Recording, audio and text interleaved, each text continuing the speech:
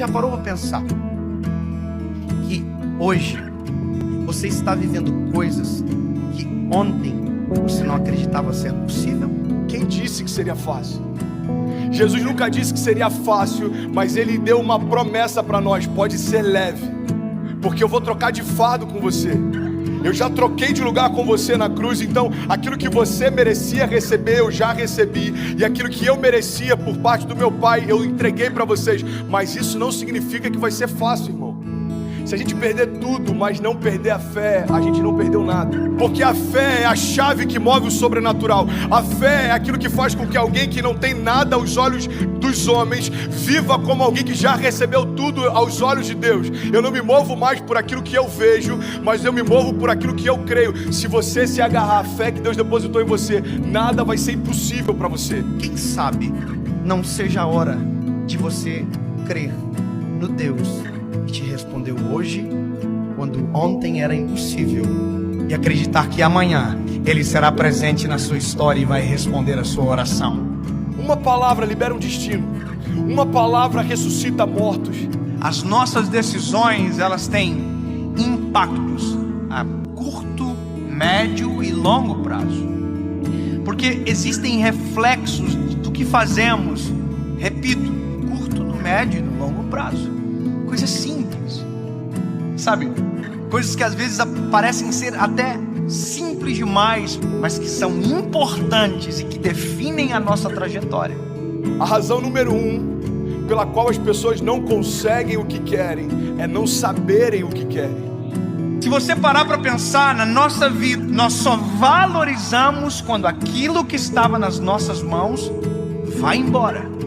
E nas nossas mãos não tinha valor, mas quando vai embora a gente percebe o valor que tinha, mas que nunca falamos quando nas nossas mãos estavam.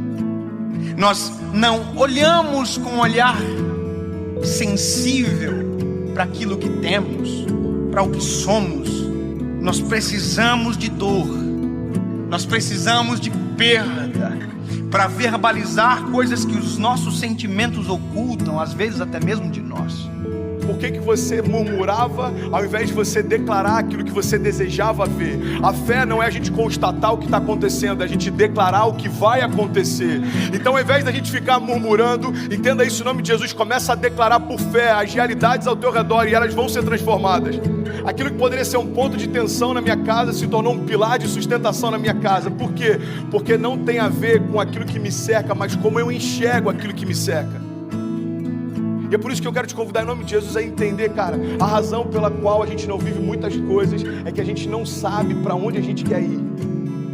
Às vezes você já está num lugar onde um dia você sonhou que esse lugar traria para você plenitude. Aí agora você já está ansioso com um novo futuro. Aí quando o futuro chega, você já está ansioso com um novo futuro. Sabe uma das coisas que eu mais tenho visto na minha geração?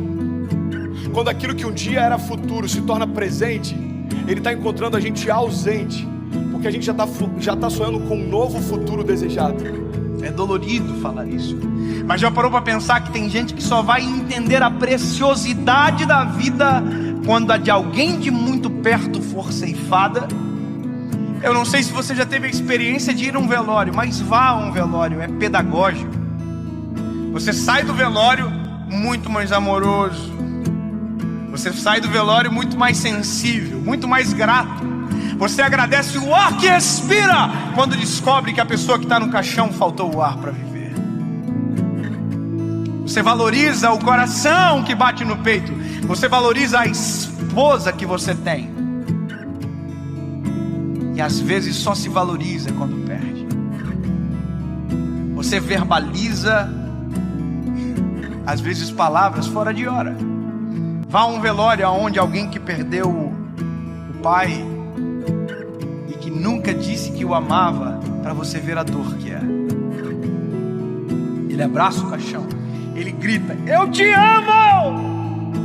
Mas essa palavra não surte mais nenhum efeito, porque quem precisava ouvir não ouve mais. Porque tem coisas que só valem enquanto há tempo, fora de tempo não vale mais. O seu posicionamento define os seus limites.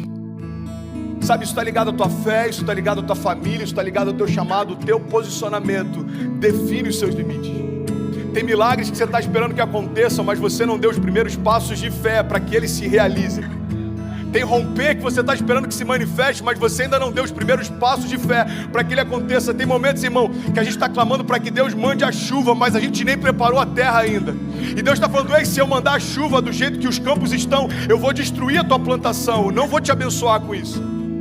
É Deus falando: ei, se prepara para receber aquilo que eu quero derramar, se prepara para receber aquilo que eu vou derramar sobre você. Você precisa se posicionar na direção do teu milagre. Nós não podemos deixar a nossa vida chegar a um momento onde as esperanças não existem mais, porque aquilo que era para ter sido um tempo, perdeu-se o tempo. Perder para valorizar. Nós não precisamos disso.